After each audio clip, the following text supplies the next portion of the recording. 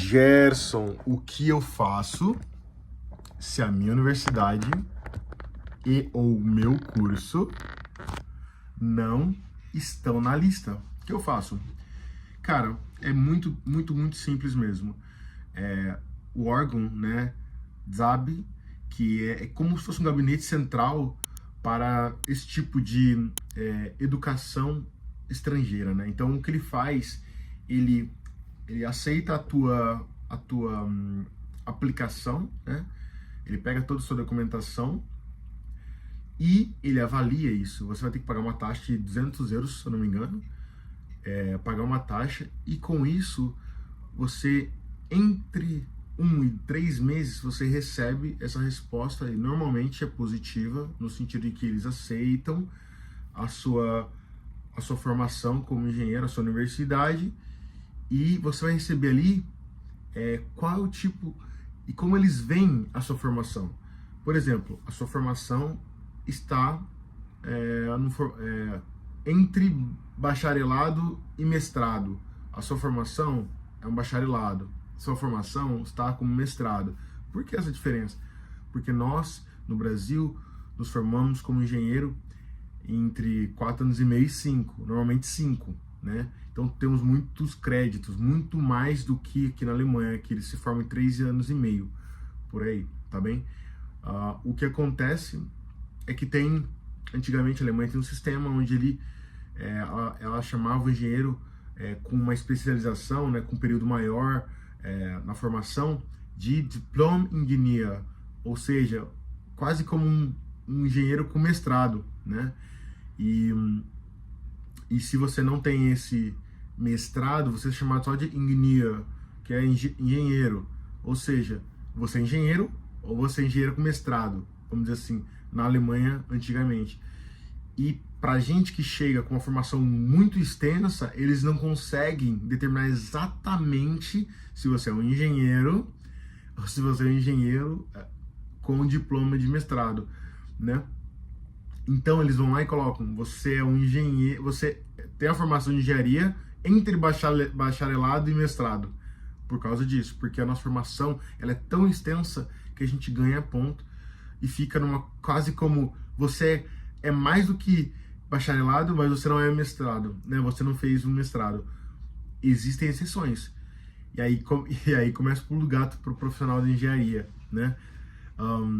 Aqui na Alemanha, dependendo da instituição que você fez essa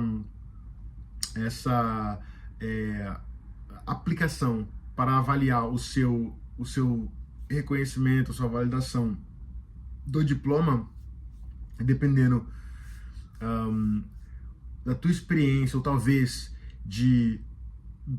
da tua formação, né, você consegue receber um título de engenheiro com mestrado só fazendo bacharelado. Eu já vi várias exceções, todavia ninguém consegue falar exatamente qual é o órgão, qual que são os requisitos exatos. Ninguém consegue. Por quê? Porque a Alemanha ela tem órgãos diferentes e ela tem uma pitada diferente de vamos fazer do nosso jeito. Então, cada estado, por exemplo, aqui tem leis diferentes. É como se fosse nos Estados Unidos, né? A Alemanha, no nosso estado também, no nosso país também. Cada estado tem leis diferentes, pagam taxas diferentes, principalmente em cartório. Vai lá, compara cartório para você ver os valores. Nossa, é absurdamente. Eu sou de São Paulo, São José dos Campos, São Paulo, e eu vivi em Florianópolis, Santa Catarina. Eu comparava o cartório e era muito mais fácil fazer as documentações em Santa Catarina, em Florianópolis, porque o preço era quase metade do que de São Paulo. Então, só para ter uma noção, né, em relação a valores. Mas aqui também na Alemanha, em relação à formação, em relação à informação de documentação, às vezes você consegue se aplicar e entregar toda a documentação para fazer um tipo de burocracia no visto em um estado com uma documentação X. No outro, você precisa de mais documentação. Então, a lei, quando você entra no grupo de brasileiros, por exemplo, né, falando sobre qualquer coisa, você tem que tomar muito cuidado, porque ele tá falando que deu certo para ele, mas ele não tá falando exatamente aonde ele fez, qual foi a pessoa que atendeu ele. Existe, sim, até a chance de você pegar dois profissionais, né, te atendendo, né, nesses órgãos públicos, e um aceitar a sua documentação e o outro não aceitar. É inacreditável. Sim, tem esse temperinho, mas o que eu digo para você é o seguinte: independente disso, não desiste. Não desiste. Vai na calma. A Alemanha tem sim sua peculiaridade. Em algumas coisas ela é burocrática, mas tá baixando bastante. Mas se você é profissional da engenharia e gostaria de ter a sua formação validada, né, seu diploma validado, basicamente entre no site da Anabim, procure nesse banco de dados. Se a sua universidade estiver lá, ótimo. Se seu curso estiver lá, perfeito. Você pode, por exemplo, imprimir, né, essa folha dizendo que o órgão principal da educação, né, o Ministério da Educação, reconhece o teu curso já. Você não precisa pedir isso, já está lá, já está no banco de dados. Você pode imprimir isso e utilizar isso na hora de fazer, por exemplo, uma aplicação de emprego. Então você já coloca isso dentro da documentação que você vai enviar por e-mail, por exemplo. Isso é muito válido. Isso foi o que eu fiz. Eu não pedi eu mesmo o reconhecimento porque algum profissional já tinha feito isso.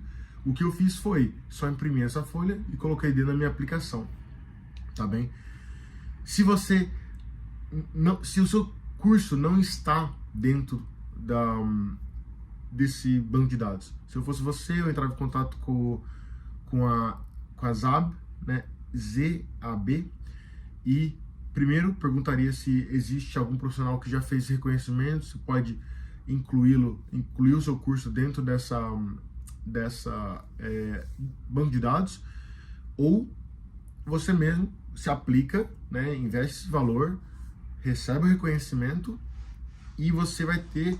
E óbvio, se esse título não for automaticamente, o que acho que realmente não acontece, se esse, por exemplo, reconhecimento não for diretamente para o banco de dados, você entra em contato com a ZAB e fala: seguinte, tá vendo aqui, esse aqui é o meu número de protocolo, esse aqui é o meu reconhecimento, só que eu não tô vendo o nome, né, do meu curso, na engenharia mecânica, por exemplo, né, da minha universidade, ali. Então, gostaria que vocês inserissem. Então, eles fazem isso. Isso não é automático. Em várias situações já vi isso acontecer com profissionais que passaram, né, pela mentoria e conseguiram fazer isso, e isso não vai automático. A pessoa tem que entrar em contato. Às vezes, sim, a pessoa que está in charge, que é a pessoa que está ali cuidando do teu caso, ela faz isso automático, outras não, enfim. O mais importante se você está com o nome do curso da universidade lá e o curso, você está safe, você está tranquilo, está seguro, tá bem? Vamos ver mais o que eu tenho para falar. Sim, existe a possibilidade de o seu curso não ser validado 100%, ou seja, ser parcialmente reconhecido. E daí existem peculiaridades, ou seja, quando você vê isso, você vai falar: ok, eu realmente preciso desse reconhecimento? Daí você pondera. Por quê? Porque se você está na Alemanha já, por exemplo, se você está fazendo um estágio, né, na engenharia, você está prestes a terminar, você pode sim trabalhar no escritório de engenharia, você pode trabalhar com engenharia, só que para pedir, por exemplo, e daí eu vou entrar nesse tópico mais para frente, né, no vídeo, o título de engenheiro, né, o título, como se fosse o CREA, tá bem? Você vai ter que reconhecer essa universidade, ou pelo menos buscar essa informação, né, com ZAB, para você conseguir validar esse curso e ter o título de engenheiro. Mas o título de engenheiro você vai ver que não é necessário para atuar como engenheiro. Só que você não pode assinar como engenheiro. Tem várias regrinhas. O mais importante aqui é você entender se você precisa e quer isso. O mais importante que eu tenho que dizer para você é o seguinte: eu não reconheci a minha universidade, porque ela já estava na lista da Anabim, né, no banco de dados. Eu fiz o reconhecimento, no caso, o reconhecimento do meu título de profissional qualificado como engenheiro, né, título de engenheiro, porque como eu já tinha esse reconhecimento constando na Anabim, eu achei importante por, vamos dizer assim, tranquilidade de que eu vou poder assinar qualquer papel aqui como engenheiro. Por que isso? Porque aqui você é contratado literalmente como engenheiro. Você não é contratado como analista. No Brasil, você é contratado como analista, recebe menos, não recebe o salário de engenheiro. Eu sei muito bem disso, tá? Se você tem a oportunidade de trabalhar, né, que tá bem complicado no Brasil, você ainda não é contratado como engenheiro. Então, o CREA quase que não é necessário. Só se você é autônomo, por exemplo, né? Ou, enfim, trabalha aí num projeto gigante e é responsável por ele. Daí você vai ter que assinar e vai ter que ser como engenheiro e vai ter que utilizar o CREA. Aqui na Alemanha, você já é engenheiro. Você entra como engenheiro, contrato de engenheiro, engenheira. Então, se você acha, cara, eu vou ter que assinar alguma documentação, é importante você olhar para isso, tá bem? Cartão de visita como engenheiro, currículo como engenheiro, daí sim você precisa ter o título de engenheiro, né?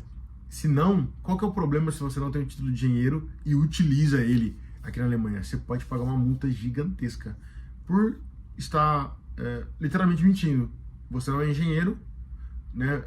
Reconhecido na Alemanha o título de engenheiro e tá mentindo. É como se você estivesse usando o número do CREA que é falso, por exemplo, tá bem? É um exemplo bem simples, básico.